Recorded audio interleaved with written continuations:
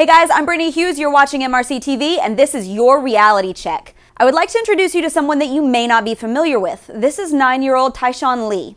Tyshawn was shot and killed in November in Chicago by 22-year-old Dwight Boone Doty, who lured Tyshawn into an alley with a juice box and shot him dead in a gang-related act of violence aimed at the boy's father. Now, you won't find Tyshawn's name on any trending lists on social media. No one took to the streets in outrage over his death.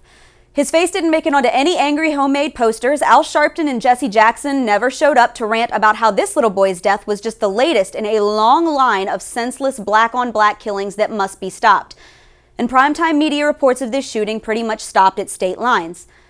No, Tyshawn Lee wasn't nationally mourned as a black life that mattered. He was just dead.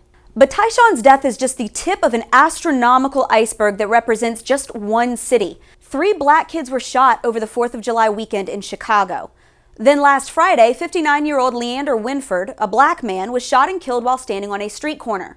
Last Saturday, 21-year-old Glenell Fairley, a black man, was shot and killed while playing basketball.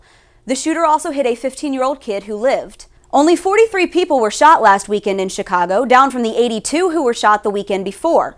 This has become a normal, accepted part of inner-city life, and that's just one American city. Even as we speak, San Bernardino police are investigating another incident from last Friday, when 9-year-old Trayvon Williams and his 26-year-old father were both shot to death in a convenience store by a black man in a possible gang-related shooting.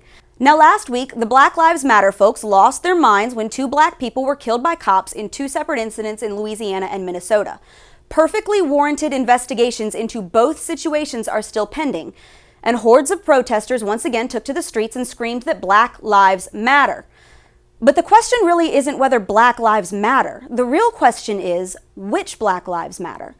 Do all Black lives matter? Or do they only matter when their death is broadcasted live over social media, or when their names can be shoved into a hashtag and used to back a political cause? Police officers should rise to the highest standards and should be held accountable when they make bad judgment calls or use inexcusable excessive force. If racial bias ever leads to an innocent person losing their life at the hands of law enforcement, that is a situation that needs to be questioned and addressed. No one is disputing that. But it appears that a black life only really matters when there's a white cop on the other end of that gun. If we want to say that black lives truly matter, then they all have to matter, all the time.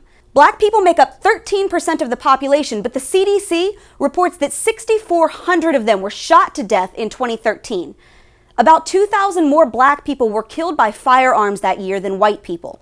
And 93% of these murders were committed by other black people. Did their lives matter? So you can't just cherry pick which deaths you get upset about by ruling out the ones that don't put any responsibility on you and your community. You don't get to condemn rare acts of police brutality while turning a blind eye to widespread gang violence. If you do, then you are openly conceding that only some Black lives matter. And frankly, that's racist. So there's your reality check, America. Defend life, reject hypocrisy, and stay sane out there. Thanks for watching, and if you like this video, check out more on our YouTube page or at mrctv.org. And make sure you like us on Facebook and follow us on Twitter.